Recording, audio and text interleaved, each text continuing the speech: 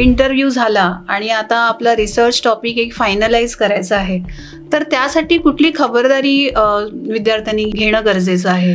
सगळ्यात महत्त्वाचा मुद्दा जर कुठला असेल तर ह्या इंटरव्ह्यूमध्ये आपण यशस्वी होणं. तर इंटरव्ह्यूची तयारी करत असताना सगळ्यात महत्त्वाचं बघितलं जातं, कारण इंटरव्ह्यूचं पॅनल आहे, त्या टेक्निकल डिटेलमध्ये मी जात नाही, पण तेही आपल्याला सांगतो. 5 जणांचं पॅनल असतं, त्याच्यामध्ये मग VC nominee, reservation nominee, general nominee, 2 subject expert, त्या रिसर्च सेंटरचा कोऑर्डिनेटर, त्या रिसर्च सेंटरचा हेड, असे एक 5 ते 6 जणांचं ते समिती असते आणि त्याच्यामार्फत ते इंटरव्ह्यू होतात. सांगायचा मुद्दा असा की ती जी समिती आहे ती समिती ज्यावेळेस कॅन्डिडेट समोर येतो, रिसर्च स्कॉलर आम्ही त्याला म्हणतो, कॅन्डिडेट म्हणत नाही, रिसर्च स्कॉलर ज्याला वुड बी रिसर्च स्कॉलर असतो, तो वुड बी रिसर्च स्कॉलर जेव्हा समोर येतो त्यावेळेस खरंच त्याला अर्ज आहे का, खरंच त्याला इच्छा आहे का, खरंच त्याची पात्रता आहे का, खरंच त्याची क्षमता आहे का, हे जाणून घेण्याचा त्याच्यामध्ये प्रयत्न केला जातो. तो मास्टर पासआउट आहे, तो MA आहे, MCOM आहे, MSc आहे, काय त्याची डिग्री आहे. मास्टर याचा अर्थ उदाहरणार्थ MCOMचा मराठीमधला अर्थ आहे वाणिज्य निष्णात, म्हणजे तो त्या वाणिज्य ह्या शाखेमध्ये, वाणिज्य या ज्ञानशाखेमधला निष्णात आहे. तर हे निष्णात पण जाणून घेण्याचा प्रयत्न ह्या इंटरव्ह्यूमध्ये केला जातो. साधे प्रश्न त्याला सुद्धा येत नसतील तर मग तो मास्टर आहे का असा एक प्रश्न निर्माण होतो आणि त्यामुळे मग संशोधनाला त्याला घेण्याचा प्रश्नच येत नाही.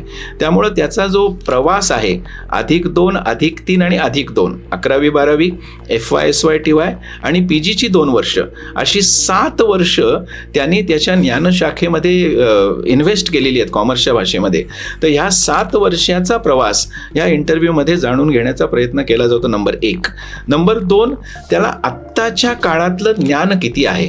म्हणजे आपण आता कॉन्टेम्पररी एज किंवा कॉन्टेम्पररी पिरियड म्हणतो, त्याला PhD करायची आहे आणि वाणिज्य शाखेतली PhD करायची, कुठल्याही शाखेतली, कला असेल, शास्त्र असेल, त्याला आत्ताच्या काळातली माहिती किती आहे हे पण बघितलं जातं. अनेक वेळा असं आम्ही सांगतो PhDच्या इंटरव्ह्यूला येताना तुम्ही रिसर्च प्रपोजल तयार करून आणा. ते रिसर्च प्रपोजल म्हणजे अंतिम नाही, पण आमचा एक बघण्याचा दृष्टिकोन असा असतो की त्याला रिसर्च प्रपोजल तयार करता येतं का नाही, नंबर 1. आणि नंबर 2, केलेलं रिसर्च प्रपोजल हे तो व्यवस्थित मांडू शकतो का नाही. म्हणून रिसर्च प्रपोजल तयार करणे नंबर 1 आणि केलेलं रिसर्च प्रपोजल इंटरव्ह्यूमध्ये मांडणे हे दुसरं आव्हान त्या विद्यार्थ्यासमोर असतं. आणि हे जे रिसर्च प्रपोजल आहे, मगाशी मी म्हटलं की इंटरव्ह्यू ह्या अर्थाने महत्त्वाचा आहे की अगदी टायटलपासून कन्क्ल्युजनपर्यंत साधारण 21 ते 22 मुद्दे या रिसर्च प्रपोजल मधले आहेत. म्हणजे त्याचे काही अगदी मी लँडमार्क मुद्दे आपल्याला सांगू शकतो. उदाहरणार्थ इंट्रोडक्शन, की मी का हा रिसर्च टॉपिक निवडला. स्टेटमेंट ऑफ द प्रॉब्लेम, आम्ही स्टेटमेंट ऑफ द प्रॉब्लेम बघतो की का असं जाणवलं तुम्हाला.